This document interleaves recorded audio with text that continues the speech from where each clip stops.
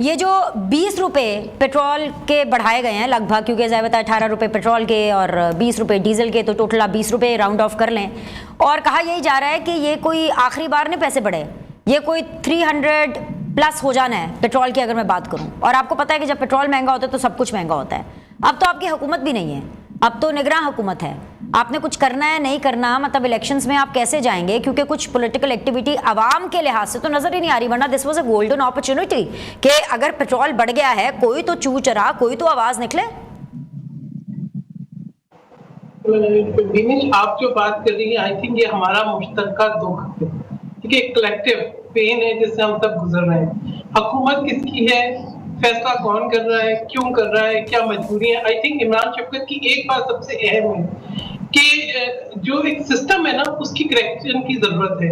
यानी एक तरफ जिन्होंने कीमतें बढ़ानी है उनको तो मुफ्त का पेट्रोल मिल रहा है, जिनको मुफ्त का पेट्रोल मिल रहा है उनको क्या पता। यानी आज मैं ये देख रही हूँ कि एक खाली आप पेट्रोल डीजल की प्राइस ये नहीं कहे कि हमारी ट्रांसपोर्टेशन कॉस्ट बढ़ गई, नहीं, हमारी रोटी की कीमत बढ़ गई है।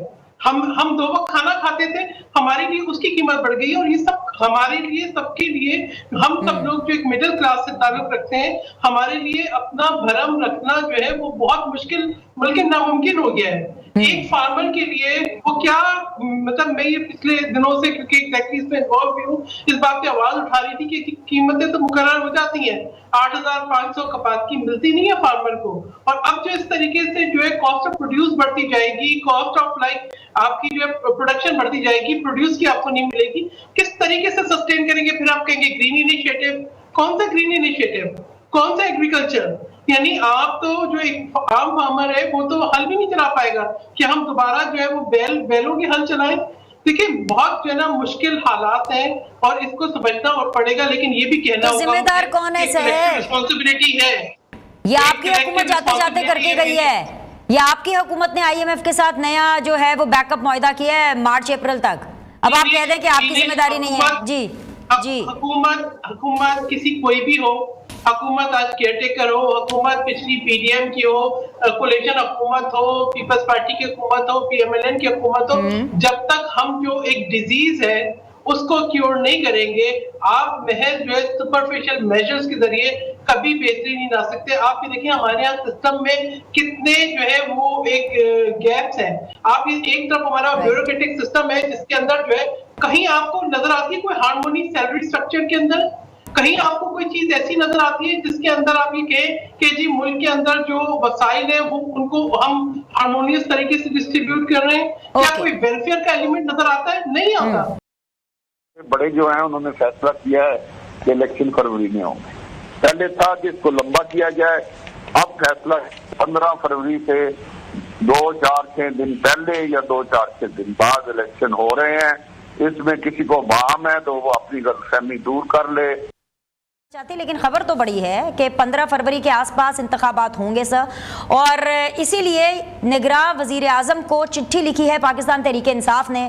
आप लोग को तो पता नहीं है, लेकिन PTI ने उनसे ये ज़रूर रिक्वेस्ट या मुतालबा किया है कि साफ और शफाफ इंतखाबात होने चाहिए। इलेक्शन कमीशन को नहीं, निगरान वजीर आजम को उन्होंने चिट्ठी लिखी है। So election is happening somewhere in February, right? अब मैं अगर बोलूंगा तो 1 मिनट बोलने दीजिएगा, बीच में आप 2 मिनट बोल लें। चलें, टाइमर ऑन है सर जी, बोल लें 2 मिनट। मैं चंद चीजें चाहता हूं कि बेहुरमती ना हो, हलफ ना लिया जाए अब लोगों से किसी भी ओहदे पे, क्योंकि जब हम हलफ लेते हैं कि अल्लाह को हाजिर नाज़िर जान के हम कहते हैं कि अपने काम के अलावा किसी काम में मुदाखलत नहीं करेंगे, हम सियासत नहीं करेंगे, हम कहीं कौमी राज नहीं देंगे, हम ज़ाती मफाद से बालातर होकर काम करेंगे, और हम उसको डिफाई करते हैं, ऊपर वाले के साथ हम धोखा करते हैं। पाकिस्तान आगे कैसे जाएगा? हर कोई किसी भी मनसब पे हो, वो वकील हो, जज हो, वजीर हो, जनरल हो, पुलिस वाला हो, सरकारी एहलकार हो, हम सारे लोग अपने ओहदे से, अपने वफा से, अपने हलफ से डिफाई करें। नंबर 2, सियासतदानों को चाहिए कि वंस फॉर ऑल ये टेक्नोक्रेट्स जब आए तो कहें जी, अच्छा मुझे आज तक समझ में नहीं टेक्नोक्रेट्स कोई जिन बला का नाम है, कौन है ये? इससे पहले भी 4-5 बार टेक्नोक्रेट्स आए थे, मुल्क को लूट के लेके चले गए। तो वंस फॉर ऑल कहा जाए कि आप ही चला लें मुल्क अगले 10 साल, उसके बाद अगर हम जिंदा रहे तो आप हमें मौका दीजिएगा, वरना ना दें। और तीसरी चीज़ मैं कहना चाहता हूँ, राजा रियाज जैसे पाए के लीडरों के ख्वाबों में ही आते हैं कायद आज़म, अल्लामा इकबाल, रब नश्तर साहब, खान लियाकत अली खान साहब, वो आके बता जाते हैं कि हम तुम्हारे बड़े हैं, हम ये तुम्हें बता रहे हैं, क्योंकि वही उन्होंने पाकिस्तान बना और उनके नजरिए से और उनके मंशूर के तहत चलना है। और कोई बड़ा नहीं है हमारे नजर में, तो कोई नहीं। तो एक इनडायरेक्ट तरीकेकार होता है, रूहानवी तरीका होता है कि आते हैं आके क्या बात, अरे निहाल भाई क्या बात आपने छेड़ दी। ये रूहानियत का एलिमेंट बड़ा जरूरी है निहाल भाई, ये रूहानियत के एलिमेंट रखें। वो क्योंकि खान साहब को जब अरेस्ट किया है ना, वहां पर भी रूहानी एलिमेंट निकले हैं। इमरान, प्याले में पोटली, पोटली में राख, राख में तावीज, इसको हाथ नहीं लगाना है, बहुत मुकद्दस चीज है। मतलब ये तो सर्टिफिकेशन होगी, मामला क्या है? हाँ जी, मेरी इतला के मुताबिक तो इसमें हड्डियां भी थी और वो कोई इंसानी हड्डियां कहीं, मुझे तो ये पता चला था वो डीआईजी साहब शायद या तो पर्दा डाल गए हैं या शायद बताना भूल गए। तो देखें, इसमें लोगों को बड़ा अचंभा हो रहा है। इसमें अचंभे वाली बात कोई नहीं है, क्योंकि इमरान खान साहब का और बुशरा बीबी का जो ताल्लुक बना था आपस में, वो तो इन्हीं चक्रों में बना था।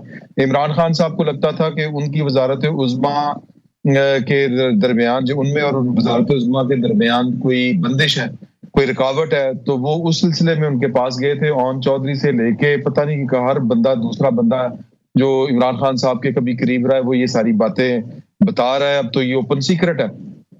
तो मेरा नहीं ख्याल कि इस पे कोई चंबा होना चाहिए था। ये उनकी जात का हवाला जो है वो इमरान खान साहब बाद में बने हैं। पहला उनकी जात का हवाला, उनका तारुफ जो है वो यही जो आमलपन होना या बुशरा बीबी, पिंकी पीरनी, इस तरह करके उनके नाम थे, तो इसी नाम के साथ वो जानी जाती थी।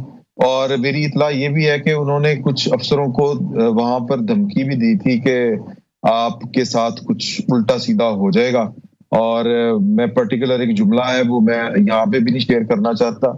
उन्होंने वो वाली एक खास एक 3 जो डीआईजी थे उनमें से एक डीआईजी को कुछ पेशेन गोई की थी उनके मुस्तकबिल के हवाले से। तो आगे से उन्होंने बड़ा करारा जवाब दिया था बुशरा बीबी को। तो वो जो है एक इंफॉर्मेशन शेयर करने वाली है, लेकिन मैं फिल वक्त नहीं कर रहा आपके साथ। तो कहने का मकसद ये है कि ये लोगों को हैरानी पता नहीं क्यों है। मुझे तो कोई, जब ये खबर मिली थी, कोई हैरानी नहीं हुई थी। मैंने ये खबर शेयर भी की थी अपने दोस्तों के साथ, यानी पब्लिक भी की थी। तो इसमें जो है कुछ लोगों का ख्याल था कि शायद मुझे ये वाली बात नहीं करनी चाहिए, ये कोई बिलो द बेल्ट है। तो बिलो द बेल्ट वाला मामला तो कोई भी नहीं है, मेरा ये ख्याल है। और ये इन्फॉर्मेशन ठीक है।